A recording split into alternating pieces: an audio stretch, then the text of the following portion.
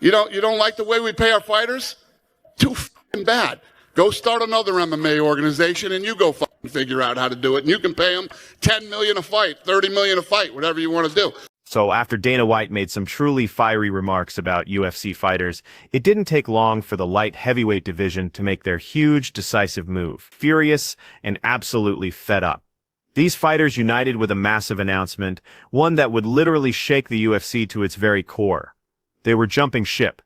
But if you think that's shocking, just wait until you hear what they're planning to do next. Let's really break down this breaking point, where fighters across multiple divisions are standing up, speaking out, and making one thing crystal clear. If the UFC won't pay them what they're truly worth, they will absolutely find someone who... Now, the cracks in the system have been visible for years. But recently, those cracks have become full-blown chasms. The most shocking revelation actually came from an incredibly unlikely source, Jon Jones himself. He openly spoke about the dire financial situations many UFC fighters are facing. Picture this for a second. Professional athletes at the absolute highest level of their sport, competing in front of millions of people, yet they're living in their gyms because they can't even afford an apartment. Jones did not mince words when he painted this incredibly grim reality for the world. Most of the guys who are doing the absolute worst are not in a position that they could say publicly, I have a second job. I'm borrowing money from my parents. Right. I know so many fighters that are living in the Jackson's MMA gym because they can't afford to have their own apartment. And they're UFC fighters. Just let that sink in for a moment. Really think about it. These are UFC fighters, incredible athletes who've reached the absolute pinnacle of mixed martial arts. Yet they're borrowing money from their parents and literally living in gyms. It's a reality that would be shocking in any professional sport, anywhere in the world.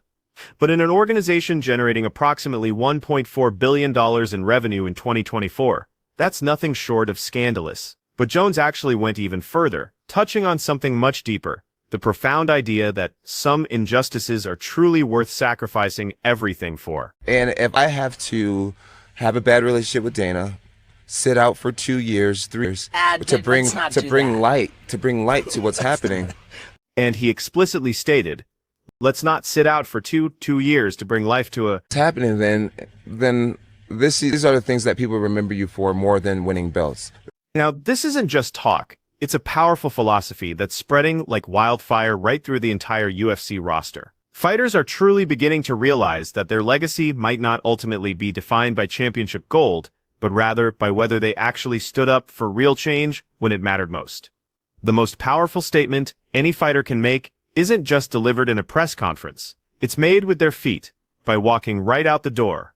And honestly, nobody's exit sent shockwaves through the MMA world quite like Francis Ngannou's departure. The former heavyweight champion, renowned for his absolutely devastating knockout power and an inspiring rags-to-riches story, hailing from Cameroon, didn't just leave. He basically torched the bridge on his way out. Dana White famously claimed he offered Ngannou a deal that would have made him the highest-paid heavyweight in UFC history, more than Brock Lesnar, more than anyone who ever came before him. We offered Francis a deal that would have made him the highest-paid heavyweight in the history of the company. He stressed, more than Lesnar, more than anybody. But here's precisely where this entire narrative gets incredibly interesting. White's official explanation for Ngannou's dramatic departure actually revealed far more about the UFC's core philosophy and underlying intentions than perhaps he ever truly intended to. I think Francis is in a place right now where he doesn't want to take a lot of risk. Feels like he's in a good position where he could fight lesser opponents and make more money. So we're gonna let him do. That dismissive tone from Dana White speaks absolute volumes. But Ngannou, the man himself, had his own incredibly clear perspective on why he walked away.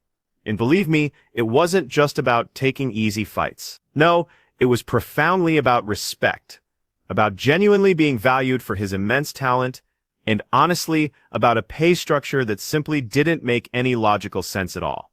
Just listen to his raw, unfiltered frustration. When you're talking about pay-per-view, then you're negotiating pay-per-view, and then you see number like 1.25 pay buys and stuff like that, and the pay-per-view is going from $60 to $80 in the past 5 years, and you realize that the the 0.25 that is on top of it is out of the $20 that been added on. I'm like, come on, man. It's not my first pay-per-view contract. The mathematical breakdown of the fighter pay is truly damning, and it paints a stark, undeniable picture. Pay-per-view prices absolutely soar by $20 for the fans, yet the fighter's cut only increases by a measly quarter of that amount. It's precisely the kind of lopsided negotiation that leaves you feeling utterly insulted rather than genuinely valued for your immense efforts and significant risks.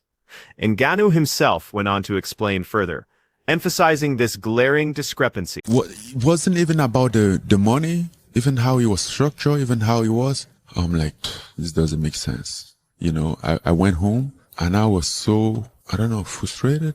And here's the absolute kicker, folks. Ngannou's gamble paid off spectacularly. His bold move to the PFL and his subsequent high-profile boxing matches against legends like Tyson Fury and Anthony Joshua proved his entire point in the most definitive way possible. He actually earned more in a single night than he did in his entire UFC tenure. Suddenly, taking your talent elsewhere to get your money wasn't just some empty threat, it was a proven, successful blueprint. But Ngannou's departure was truly just the beginning. Across the entire UFC roster, fighters are now finding their voices, and believe me, they are not holding back. Take Justin Gaethje, for example. The fan-favorite lightweight known for his incredible, all-out brawls. He openly expressed his deep frustration in mid-2025 over feeling severely underappreciated by the UFC. After delivering countless highlight reel performances and taking massive damage, he stated he was simply done doing slave work for the promotion, without proper recognition or compensation that truly matched his immense risks. But Gaethje's complaints weren't just about the paychecks themselves, they touched on something much deeper and far more personal. It's about the emotional drain of pouring literally everything into fights, of sacrificing your health and your entire future, only to feel completely sidelined when it comes to crucial opportunities and rewards. His narrative is one of profound burnout, where a fighter who's headlined major events and taken massive damage now questions why the UFC simply doesn't reciprocate. Then there's Askar Askarov, an incredibly talented flyweight who also left the UFC. This happened after the promotion flat-out refused to improve his contract, even despite his strong record with only one single loss to a dominant champion. Askarov wisely chose to return to his home country for better-paying opportunities, framing it as an absolute no-brainer decision. His exit perfectly highlighted how the UFC's rigid stance on negotiations can relentlessly push away highly skilled athletes, especially those from international backgrounds, who face additional hurdles like visas and taxes. Even more telling is the heartbreaking story of Tyler Diamond, a former PFL and Ultimate Fighter contestant, but perhaps most heartbreaking of all is Alex Pereira's situation. The light heavyweight kingpin, with his meteoric rise from kickboxing to UFC stardom, shared a truly disheartening message in 2025 after hearing something likely related to pay or treatment that amplified his existing thoughts of retirement. Pereira, who has never been one to badmouth the UFC publicly, admitted the news left him seriously questioning his entire future in the sport. When even champions at the absolute pinnacle feel this way, you know something is fundamentally broken. But to truly understand why these fighters are reaching their breaking points, we need to carefully examine the very system that created this crisis in the first place. The system that actually breaks fighters. With boxing too, that all guys are overpaid. And every time they put on a fight, it's a going out of business sale. So, to truly understand why so many fighters are actually fleeing the UFC, we really need to examine the stark financial reality they're forced to confront. The UFC operates under a compensation framework that is fundamentally different from traditional sports leagues, and honestly, not in a good way at all. Unlike the NFL or NBA, where athletes are employees with powerful collective bargaining agreements that ensure around 50% revenue sharing, UFC fighters are incredibly classified as independent contractors. This seemingly technical distinction has massive, far-reaching implications. The UFC's actual revenue share for its fighters hovers between a mere 16% and 20% of the organization's total earnings. Let me put that into shocking perspective for you. In 2024, the UFC generated approximately $1.4 billion in revenue, with fighters collectively receiving an estimated $225 million to $260 million That translates to only about 16–18% of the entire pie. Now, you might be thinking, that's still a lot of money. But when you actually divide that amount among the 600+ fighters on the roster, the reality becomes incredibly stark. For entry-level fighters in 2025, contracts typically started around $14,000 to show up and $14,000 to win, which is only a slight increase from previous minimums of $12,000. That means if you lose a fight, you walk away with just $14,000 before taxes, management fees, which are typically 10–20%, training costs, and all those other unforeseen expenses. Let's do some quick math. After a 20% management cut, you're already down to factor in training camp costs for coaches, sparring partners, nutritionists, medical care, and that's easily another $5,000 to $10,000 out of your pocket. Suddenly, that professional athlete paycheck looks much more like poverty wages. 43% of UFC fighters earn less than $45,000 annually before expenses, with a median salary of a measly. This is far, far below living wages in high-cost areas like Las Vegas or California, where many of them train. Now, Dana White, the UFC's president, has his own very specific philosophy about fighter pay, and he's definitely not shy about defending it. His arguments reveal a particular worldview about how combat sports should operate. Just listen to his reasoning here. We'll see you in 3 years. You can't build a league like that. You can't build a sport. You can't have 750 fighters under contract, making money, feeding their families every year with that kind of mentality. It doesn't work. He says, you know what I mean? We're just trying to get as much money as we can from you guys, and then we're out of here. So what we did is we built a business model where they share. If you're the champion, you share in the pay-per-view revenue. If you're the guy headlining the card, or there's been some special occasions where we know you're bringing in the money too, that you're a big draw. So you two get to share in the pay-per-view revenue. White consistently positions the UFC as the responsible steward of MMA, claiming they're building something sustainable rather than burning bright and fast like boxing often does. But here's the profound irony. He criticizes boxing's model, while UFC fighters are increasingly seeing boxing as their most viable escape route to much better pay. When someone directly asked him about the current pay scale, White famously explained his perspective. The fighters managed to get you to up the bonuses. Do you think there's an argument that maybe you should just up them to... I think tonight showed that we should not. No. Upping them doesn't change anything. It doesn't make anybody fight any harder. It doesn't change anything. I'm not doing this again. But here's the fundamental problem with that model. It creates an absolutely massive wealth gap, not just between the top 1% of fighters and everyone else, but it actually affects everyone. And even for those elite top fighters, the UFC's significant shift away from traditional pay-per-view models, with their massive 2025 announcement of a 7-year, $7.7 billion media rights deal with Paramount, effectively ends the long-standing ESPN Plus PPV structure. This is being replaced with streaming-inclusive broadcasting. While this could certainly boost overall revenues to over $1.1 billion annually, it might, crucially, reduce individual fighter leverage for crucial PPV bonuses. White's most revealing moment, however, came after fighters actually convinced him to raise performance bonuses, only for the subsequent event to feature 7 straight decisions. His reaction was incredibly visceral and completely unfiltered. Ever. Today was the last day that I'm doing that. Yeah. Not saying that in the future the bonuses couldn't get up, but I'm not going to be at a press conference and say 200, 300, fucking never again. His commitment to that very strong, unwavering stance was absolute. Every time somebody comes out and says, oh, you don't pay your fighters, you don't pay your fighters. I could come out and do this I'm not. I don't give a shit. You don't like the way we pay our fighters? Too fucking bad. Go start another MMA organization and you go fucking figure out how to do it. And when directly confronted about the broader, ongoing criticism of fighter pay, White's response is essentially, in no uncertain terms, take it or leave it. I think the way that the business is set up, like they pay you whatever they want to pay you. They let you pretend that you're negotiating while you're not negotiating, because either way, you're still in the contract. But perhaps the single most damning critique of the UFC's entire system comes directly from those who have truly lived within it.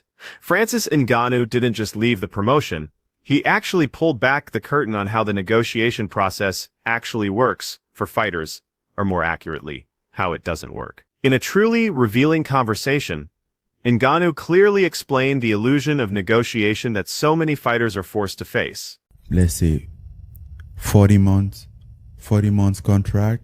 By 20 months, they will come to negotiate. A little bit more money if you say yes, yeah. Then they are giving you a new 40 months, which means they start over because of the money that they added. But because by that time, your value is like maybe 2 or 3 times what they are offering. This is precisely where that independent contractor classification, which sounds like freedom, actually becomes a restrictive cage for fighters. Ngannou himself vividly broke down the insidious cycle. I mean, you're kind of like broke, you're struggling, and then you're seeing your next fight, okay, 50,000, you have to pay this and pay that and get away with maybe 20,000, and you have to pay your loan and all the stuff, and they have a new contract, 100,000. It's really hard to turn that down when you're in that position. And here's where it gets truly, truly exploitative. Imagine you're a fighter, absolutely struggling to make ends meet.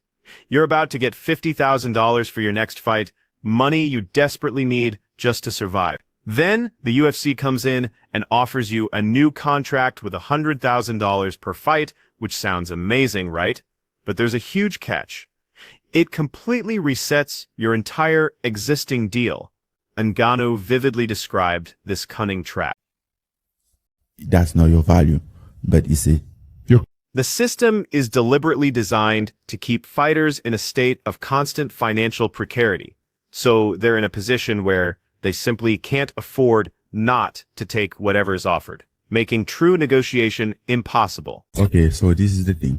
Because you were struggling, you were expecting your fight for the $50,000, which is what a lot of people in the UFC they do, and even for less than that, and they have even borrow money for finance their training camp or whatever. So they are expecting that money to pay back. And if you tell this guy to go on strike, why he has a $50,000 coming up, who can like save him from the guillotine, like release his neck a little bit. So a natural question arises, why don't fighters just strike? Why don't they band together, united, and refuse to fight until things fundamentally change? The answer reveals yet another insidious layer of the UFC's let's control. When this very idea was suggested to Ngannou, his response was incredibly illuminating. Not because the UFC has the power to cut you. I'm going on strike. Oh, really? You're doing that? The UFC doesn't just control a fighter's present. It dictates their immediate future. Miss a fight, and you don't just lose that crucial payday. You might very well lose your coveted spot on the roster entirely. Then you don't even have that 50,000 anymore. What next? Ngannou painted the bleak reality. So a lot of fighters, they don't want to compromise that because that's only what they get. You know, they don't have a saving. They live day by day, fight by fight. And that's why, like, when they don't fight, they go dry. And he explained, you're out at the right moment. No, you're doing that. You're out, man. I don't know. I mean, if you got 48% as the EBITDA, give or take, their margins are 35 to 50%. You got the margins to be able to afford to. If they get what? The margin of the what? margins are EBITDA. Their EBITDA margins are very high. They make they make a lot of profit. Very profitable. UFC. You say how much? 48% is the number we saw when we looked at our reports. 48%? 48%. Unionization efforts, frustratingly, have repeatedly failed, with attempts like Project Spearhead fizzling out, largely due to a palpable fear of retaliation from the UFC. Fighters like Leslie Smith have been incredibly vocal pioneers, pushing tirelessly for change, only to face severe consequences. For instance, being cut from the roster right amidst organizing talks. With the doors to change seemingly locked from within the UFC, fighters are increasingly looking outside its formidable walls, and what they're finding is truly changing everything about where the money really is. If fighters simply can't change the UFC from within, they're discovering they absolutely can change their own situations by leaving. And increasingly, they're finding that life outside the UFC can be far more lucrative and significantly less constraining. The Professional Fighters League, or PFL, for instance, has successfully positioned itself as a truly fighter-friendly alternative with its season-long tournament format. This promises clear paths to substantial big payouts and structured million-dollar prizes for its winners, which creates much-needed predictability in a sport notoriously rife with uncertainty. Rory McDonald, a former UFC welterweight contender, famously moved to the PFL after feeling profoundly undervalued in the UFC. McDonald spoke of the incredible refreshment of a system where performance directly ties to rewards, completely devoid of the usual politics of matchmaking. While the UFC certainly boasts larger audiences, the PFL provides a clear, merit-based ladder that feels far more equitable, effectively drawing in fighters who prioritize structured earnings over fleeting stardom. One Championship, with its deep Asian roots and a strong emphasis on traditional martial arts values, offers yet another compelling alternative. Here, fighters often praise the promotion's genuine focus on athlete welfare, including better sponsorship freedoms and a family-like atmosphere that fosters loyalty. Eddie Alvarez, another prominent fighter, moved to one after his UFC stint, specifically noting the significant difference in contract flexibility. One Championship allows pursuits in other disciplines without as many restrictive clauses, genuinely fostering a sense of empowerment among its athletes. But perhaps the most lucrative escape route of all, boxing. Francis Ngannou's highly publicized journey into professional boxing after leaving the UFC proved this point definitively. He inked deals for massive boxing paydays against iconic legends like Tyson Fury, unequivocally proving that the sweet science can offer life-altering sums without the same oppressive contractual shackles. Ngannou's undeniable success has powerfully inspired others. Tom Aspinall's family, for instance, has hinted at exploring similar paths where a single high-profile boxing bout could easily eclipse years of UFC earning. So, to truly understand what these fighters are genuinely fighting for, you absolutely need to see the numbers that the UFC definitely doesn't want you to focus on. The margin, pay the statistic that's going on now, like they make between 80 to 85%. But Ngannou, ever the astute businessman, had an even more striking statistic to share, one that truly brings the picture into focus. So let's just say you do $1, they're keeping 40. The implication here is absolutely staggering. With revenues approaching $1.5 billion annually, and potentially even exceeding that with the new Paramount deal, the UFC's incredible profitability margin clearly suggests there's enormous, untapped room to significantly increase fighter compensation. The host's conclusion on this matter was remarkably straightforward and to the point. I think the way that the business is set up, like they pay you whatever they want to pay you. They let you pretend that you're negotiating while you're not negotiating. He stated, $48. That's the margins. But getting that much-deserved money to the fighters isn't as simple as just asking nicely. Ngannou went on to explain the deep, fundamental problem at the core of the UFC's system. Francis, are you getting more money from sponsorships than fights right now?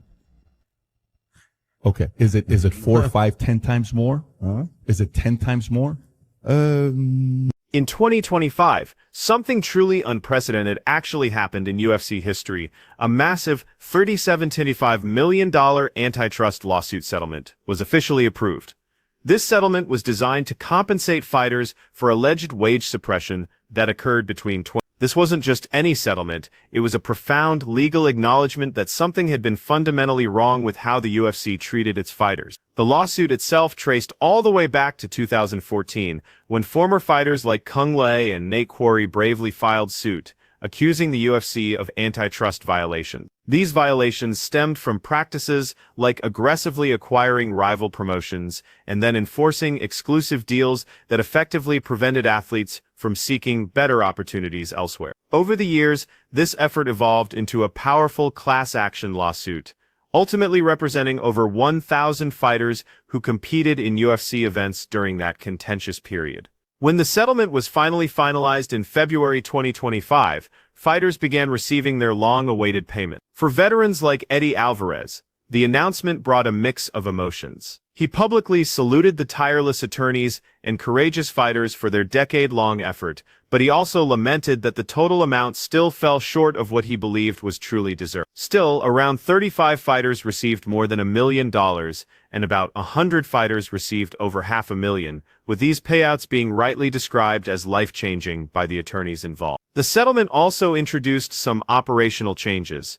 For the next 5 years, the UFC agreed to limit exclusive negotiating periods to 30 days, and matching rights to 4 months. This, in theory, gives fighters slightly more leverage when their contracts expire. Yet, the broader impact on the sport's fundamental structure remained somewhat limited.